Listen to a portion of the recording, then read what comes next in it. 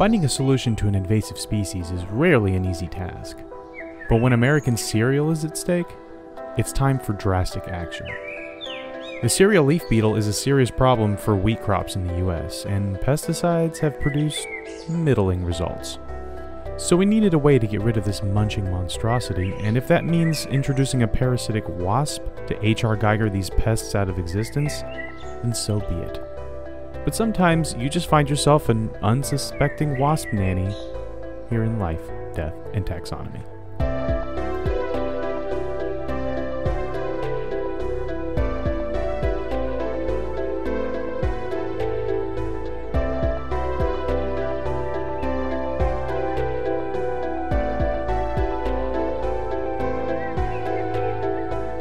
Welcome back to Life, Death, and Taxonomy. It's your 30 minutes of interesting animal information. I'm Joe. And I'm Carlos. Thank you to Cassie for the creation of our theme song. To hear more of Cassie's music, please search Cassie Michelle on YouTube or Spotify. And thank you to Johanna for the creation of this week's artwork. To check that out, you can visit us at our home on the web at ldtaxonomy.com. And a very special thank you to our patrons, to Tristan Taylor, Jesse Raspolich, Carol Raspolich, and Richard Kaspar. Thank you so much for your support. It's greatly appreciated. Thanks for helping us keep the lights on. And today we're talking about a carb-eating beetle that scoffs at the mere mention of the keto diet, but more on that later. Man, I am a cereal fiend. I love sugary cereal so much.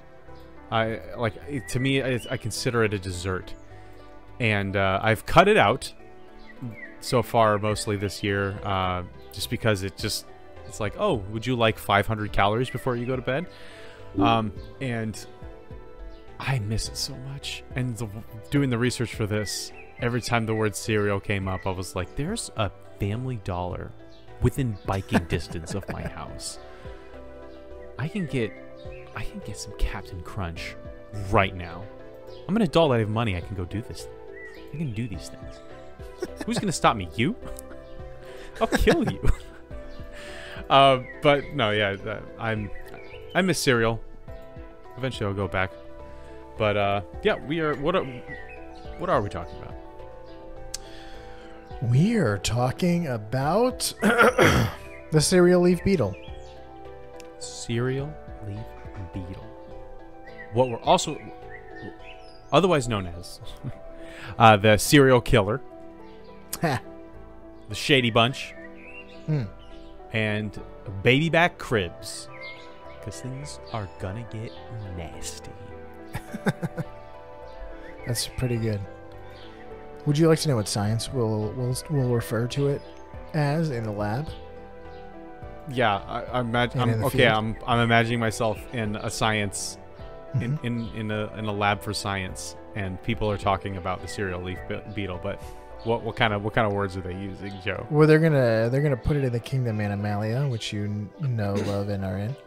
They're in the phylum Arthropoda, which means they have human feet.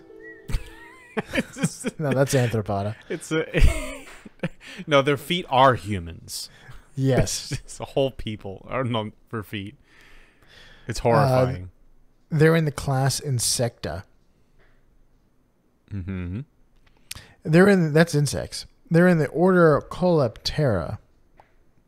Coleoptera. Yeah. Cleorupture? Which are beetles. They're in the family Chrysomelidae. Yep. And then the family is Chryserina. That's a subfamily. The subfamily. Bold move to spell the family Chrys, and then the subfamily is Crioc. So you're kind of making the same sounds. Cryocerinae? Cryocerinae, Chris. Why wasn't it Chrio? Or Chryo? Maybe one is Greek and the other is Latin. Maybe. The tribe is Lamini. And the genus is Ulema. Yep. Ultima. The species is binomially Ultima melanopus. Yeah, if you remember one thing from this whole episode, remember the Ultima. Ultima melanopus. But since we're in the business of naming things, it's time for my favorite part of the show, nitty-gritty nomenclature. I guess it's going to become my favorite part of the show. Part of the show where I ask you, Joe, what does the binomial nomenclature mean in English? We are taxonomizers here. No, we're not taxonomizers. We don't actually do the taxonomizing. We just struggle to read it. So, but we can translate it. What does Ultima melanopus mean in English? Does it mean A, sprouting black devourer, B, dark shadowy burrower, C, black-footed scholar, or D, swarming shadow foot? I'm going to go with devourer. The first one. A. Final answer. Oh, goodness. I thought I'd given myself away. You are incorrect. The answer is black-footed scholar. The way you said that, I was thinking either like I don't know, there was a tone in your voice that like drew my attention to it. But I thought like that could be, it was a red herring and you weren't selling it, but what it was the real thing.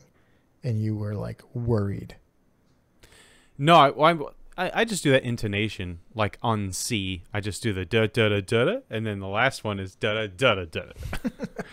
But as I was reading them, I realized like scholar is such a like everything here can be attributed to a beetle, but this one cannot. So I should have come up with something else that was like way out of left field. I should have called it like the engineer or something like that. I don't know, but yeah, ulema means scholar. It comes from the Turkish, and melanopus means blackfoot. Melano, black, and then puss, foot, like octopus. So weird. What? That's a weird scholar. Why scholar? I don't know. Do scholars like cereal? I mean, maybe scholars like this bug. I like cereal. I consider myself a scholar and a gentleman. Would you like to know what it looks like? Besides that it has black feet?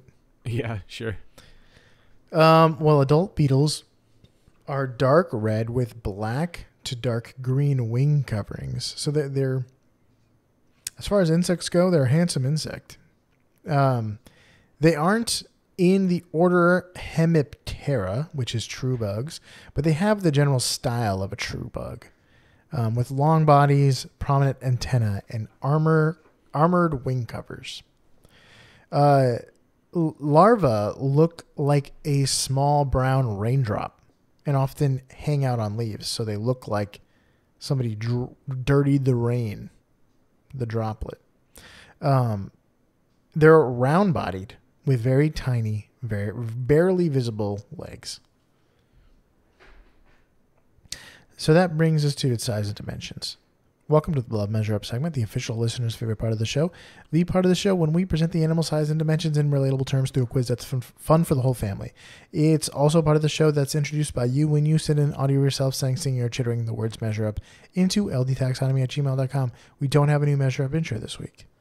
And this animal doesn't make a sound and nothing around it. It's like hard to find bug sounds. So, can we just listen to the like ASMR of cereal being poured into a bowl, and I have to identify the kind of cereal?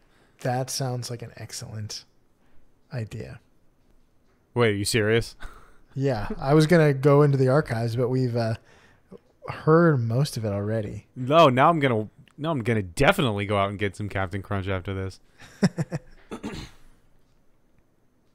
Captain Crunch is pretty good, but I think it's tough to beat Apple Jacks. I think that might be the best one.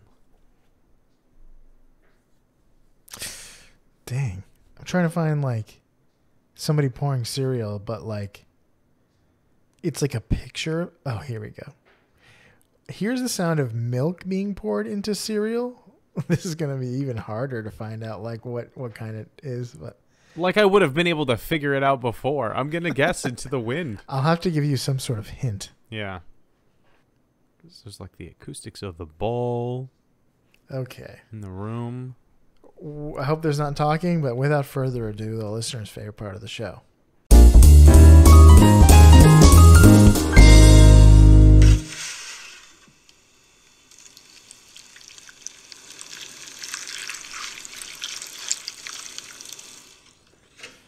He put too much in. That was significantly less satisfying than I thought it was going to be. I was picturing, you know, when you go to the movie theater, and right before the previews start, like they show like ice being poured into a glass, and then it being filled up with Coke, and then like popcorn popping. Yes, and like that sound is just like activates your salivary glands. That's what I was anticipating, like real ASMR stuff. Well, this is one of the most delicious, and just looking at it right now, I really want to get some. And if you could see it, you'd certainly know which cereal it was. I'm obviously. But that's your hint. Oh, there's some code in there. Okay, fine, whatever. I know it. It's Cinnamon Toast Crunch. I knew this hint was good. It's the taste you can see. Yeah. I thought at first I was like, if I could see it, like of course I'd like, yeah, it's Frosted Flakes. Yes, it's Fruity Pebbles. I can see it. Cookie Crunch, Cookie Crisp, whatever. I was like, oh yes, I remember those commercials. Oh man, but it's like that's not the best one in my opinion, but it is way up there. Oh yeah, there was another video that was like a guy just pouring a bag of like granola trail mix looking stuff. Like no, it was like some off brand or some health brand of stuff, and I'm like, I'm not gonna choose that one. That's ridiculous. You'll never get that. I remember you guys. For my birthday one year, you guys all got me cereal, and it was the best. It was the best ever. I remember I got most of the cereal was I got like several boxes of like Cinnamon Toast Crunch churro version, and that was so good. But somebody got me like Sour Patch Kids, and that was less good. Sour Patch Kids. I don't remember what kind of cereal it was. It just was sour. I was like, this is not really my thing. I still ate all of it. Don't get me wrong. Did you have Cookie Crisp when you were a kid? No, my parents never even considered giving me Cookie Crisp. Same. It was like the sugar content is probably the exact same as a Cinnamon Toast Crunch. Yeah, but there might actually be some protein in. Or something in Cookie Crisp, like something that makes it better than Captain Crunch or something. We had Kix, Fruit Loops, and Apple Jacks and Cheerios. That was like our main, the whole thing. We had some. Well, we'll talk about it in a bit. Let's talk length. Adults and larvae are the same length. They're around 5 millimeters long, or 0.19 inches. How many adult beetles go into the height of a Mirabelle wheat? Mirabella wheat. Here's a hint. Mirabella wheat is an heirloom wheat plant that originated in ancient Italy. It's among the tallest varieties of wheat in the world. And someone just named it, hey, look, pretty wheat. What's Is that beautiful ocean? Mira? No, mar is ocean. Mira means to look. It's a command to look. So it literally means look beautiful. Beautiful. Yeah, Mirabelle means look beautiful. Also, it's a place in Italy, so it's probably more like beautiful place. No, it means look beautiful. It's just look a beautiful place. Also, someone's name from Encanto.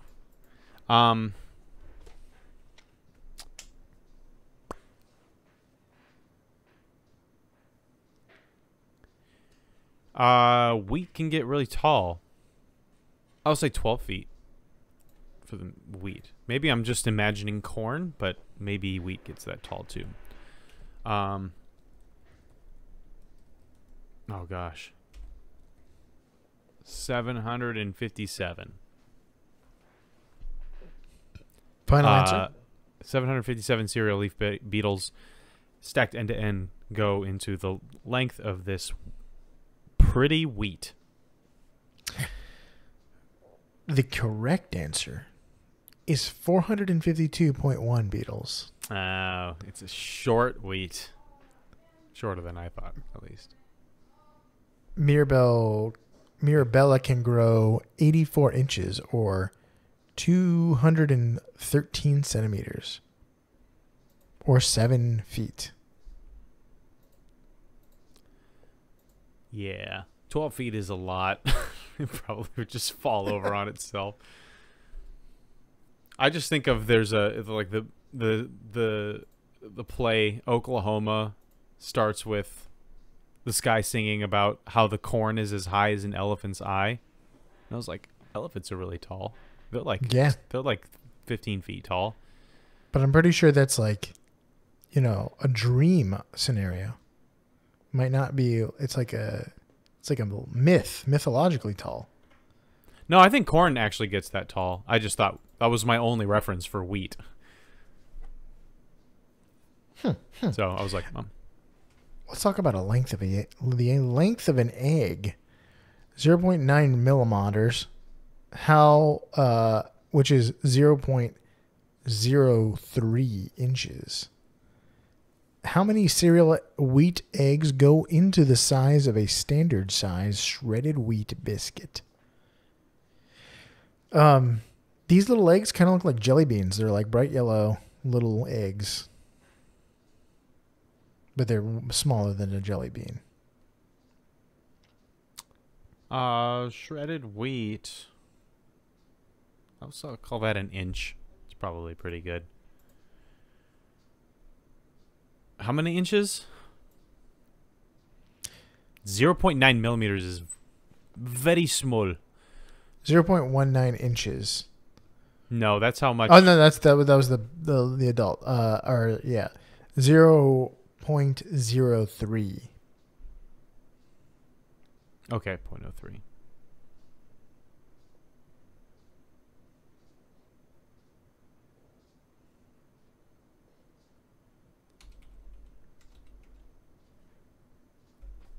So 33. I think I did that right. Yes, 33. Here's a hint. Growing up, you may have been familiar with mini wheat, but the original shredded wheat came in large bricks of shredded wheat.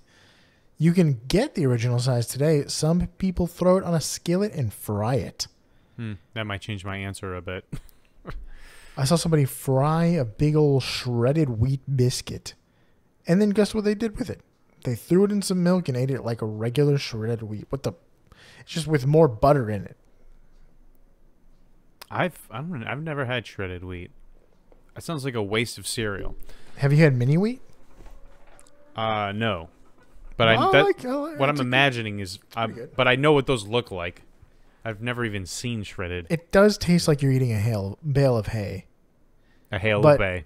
If you put a hail of sugar in there, it's pretty good. Yeah, and that was the Frosted thing. Mini Wheat's got that. Whenever we got, for some reason, my parents would sometimes buy the like regular Cheerios. It's like, why do they even make this? And so we'd have to put sugar into it. It's like, oh, we might as well have just gotten Honey Nut Cheerios. All right, so I'm gonna, since you said bricks, and I'm no longer imagining like Frosted Mini Wheats. I'm gonna say it's like 4 inches. So we'll actually just go with like 120 eggs.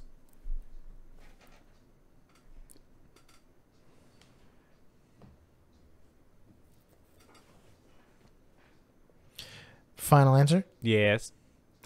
The correct answer is 112 eggs. Oh, that is a victory. That is a victory.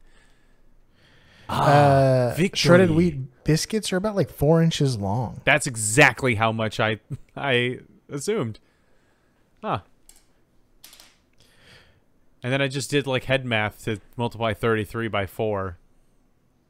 And I was like, it's probably about 120. Okay. Well done on the egg cereal situation. No, I did not do well in the first that. one. It's just egg cereal. Delicious. Okay. Would you like to hear some fast facts before we get into the big original mini wheat size fact?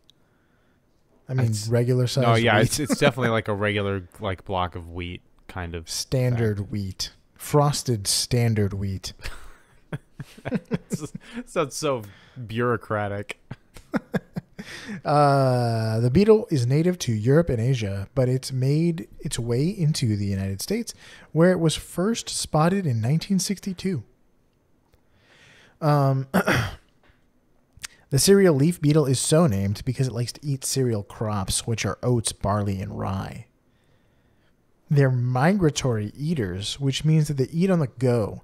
And if you see one in your barley and then return the next day, it will probably be somewhere else in your field. If you find a beetle on your crops, don't panic. They are often widely dispersed and don't often twice in the same sentence. They don't usually congregate in feeding frenzies. This is because they avoid something called volatile organic compounds, or VOCs. VOCs are released when an herbivore munches on a plant. Volatile just means at room temperature, it converts from it's gaseous. It becomes gaseous. So like when you boil water, it turns into a gas, but at a really high heat. But a volatile liquid will turn into a gas at room temperature. So VOCs like get released when like a plant is being eaten, and the female beetles are repelled by the presence of these chemicals. Why? Because VOCs often attract predators. Where someone's munching on a plant, you might find a tasty prey species. If you're a tiger trying to eat a beetle, or something, or the equivalent of a tiger in the beetle world. Very confused. The very confused European tiger eating, or beetle eating tiger. A tiger eating beetle would be just way worse. Yeah, that's apocalyptic. Female beetles are adapted to keep themselves and their offspring safe by avoiding eating in areas that have already been eaten in. Males are deterred by VOCs, but not enough to change the way that they eat and their eating habits. But there are some situations in which beetles will frenzy. Fields of cereal leaf beetles might look ragged, but they are rarely destroyed. The plants are rarely destroyed completely. So you might have a sickly looking field, but usually it won't destroy full crops like a plague of locust. But it can affect yields. So sometimes they congregate in hot spots, which can affect crops. In high concentration, a high concentration of eggs in a field isn't that bad because rain washes away and kills a lot of these eggs before they hatch. So if there's a ton of eggs, a good rain will probably thin that herd pretty good. So a high concentration of hungry larvae, on the other hand, can affect crop yields, especially if you're looking at them and they're high on the stalk. That's particularly bad.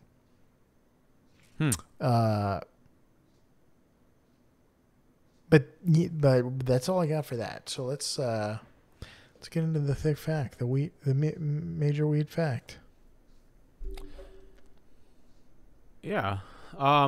So it's, while it doesn't completely destroy crops, it is a serious pest that farmers want to get rid of.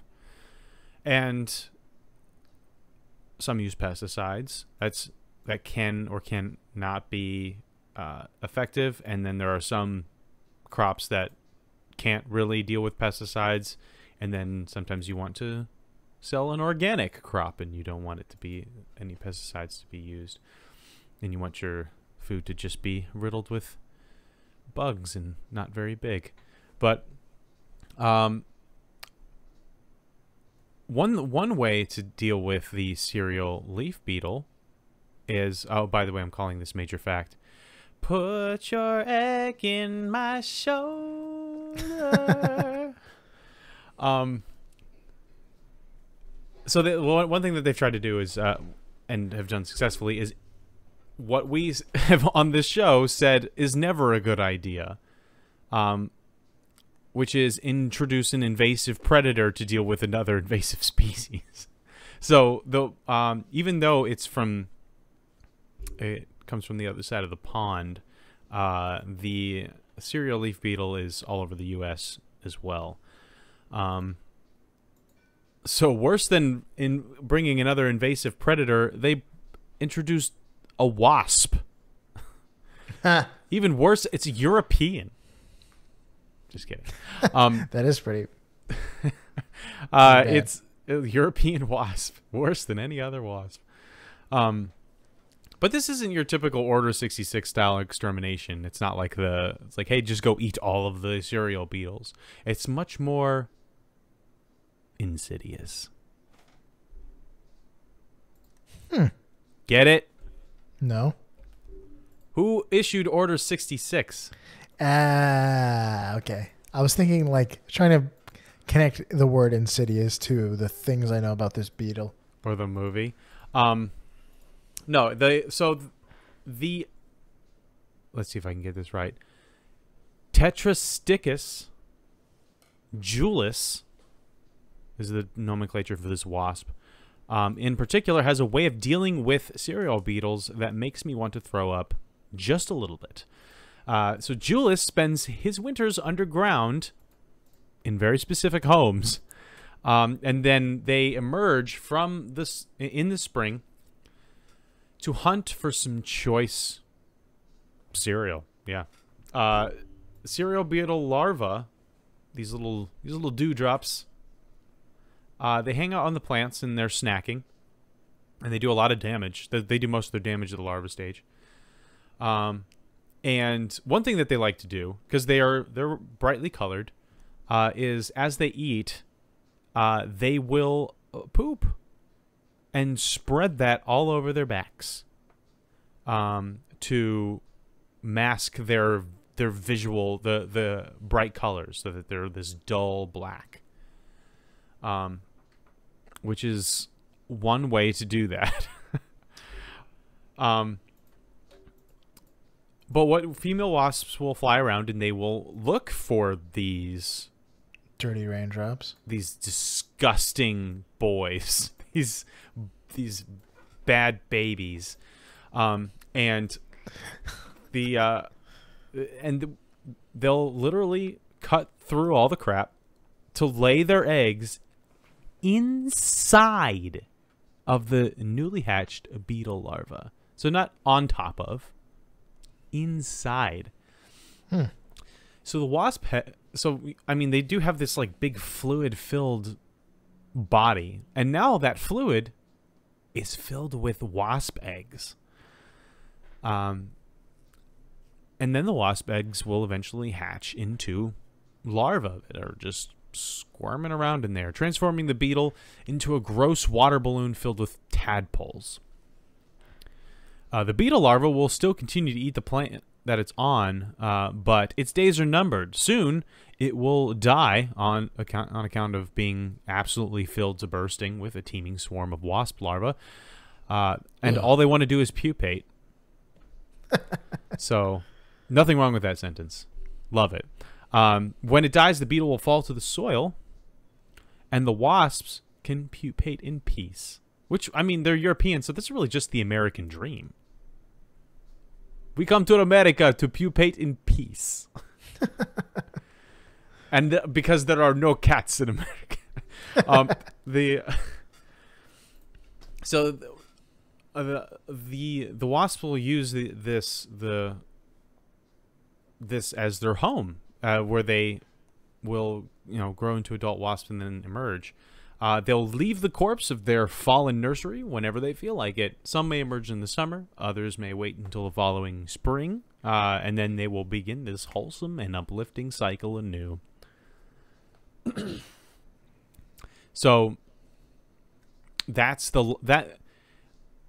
this could have equally been an episode about the wasp itself. But if you look up a picture of the cereal leaf beetle larva, you're going to see exactly what we're talking about. This tiny water balloon filled with green fluid and a bunch of squirming, squiggly little black worms inside of it is the wasp larva. It's so pleasant. Like, I thought it was great when we covered the that one toad that keeps its young like embedded in its back. But this is one for the books.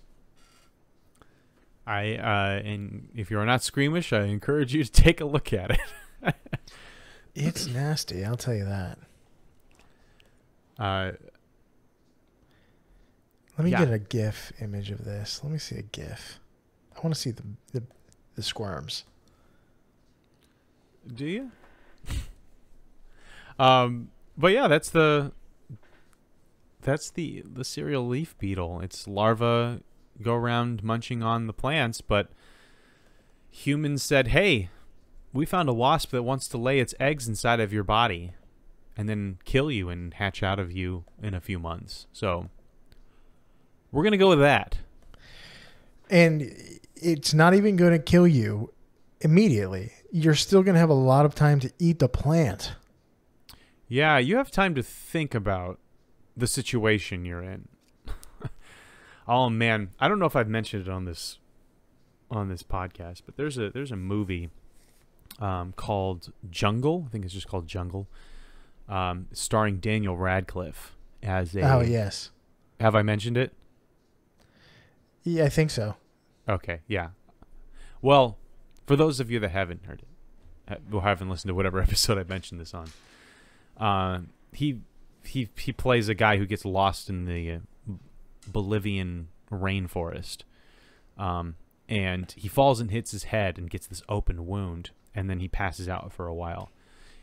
He wakes up. He doesn't realize that worms have laid eggs in that wound in his forehead, and then at a certain point he has to cut the wound open because it grows really big, and just all these worms come like just oozing out of this wound in his forehead.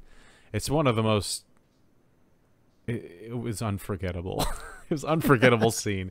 I do not really recommend the movie because there's some not great elements to it, not family friendly elements that I was not aware of. Besides that, everything else is perfect for the kids, including the worm scene. But then, no, yeah, it's and the survival stories where people have to do really terrible, painful things. Like, I'll never watch 127 hours.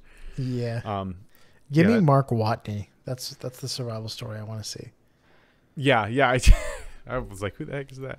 Yeah, give me sci-fi survival, but not real survival. Don't give me anything down to earth, because then I just put myself in that position. But yeah, that's what I think about. It's just like you're a walking incubator for wasps. Like the one of the worst things. Imagine covering yourself in poop to avoid becoming, prey. Parasitized. And then the worst situation happens anyway. Yeah, and now you've got a bunch of xenomorph eggs in your belly and you're covered in poop. So this is just the worst of all the situations. It's like, wow, why did I do that in the first place? I could have lived a poop-free life up until this point. So, you know, the bug world is a brutal world. What we need is for Ridley Scott and H.R. Geiger to team up with Pixar to make a new version of Bug's Life. It's a little or not. or never. But yeah, that's the cereal leaf beetle.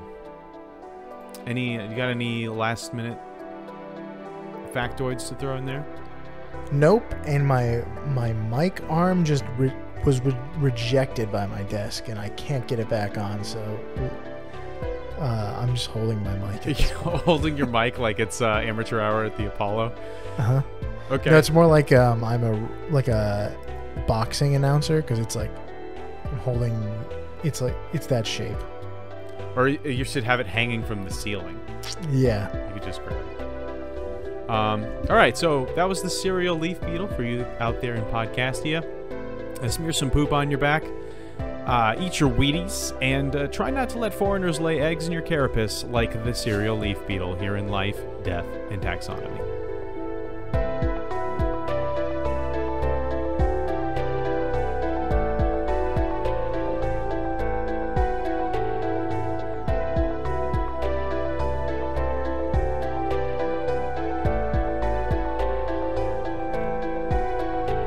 Hey Taxonomy Titans, I just want to remind you that we now have a Patreon. Patrons can see full video episodes and get shoutouts on the show. But ultimately, it's a way for you to help us cover some costs and get even better. Still, reviews are the best way to help us grow. So if you haven't left one yet, we'd really love to hear from you. As always, thanks for listening and engaging.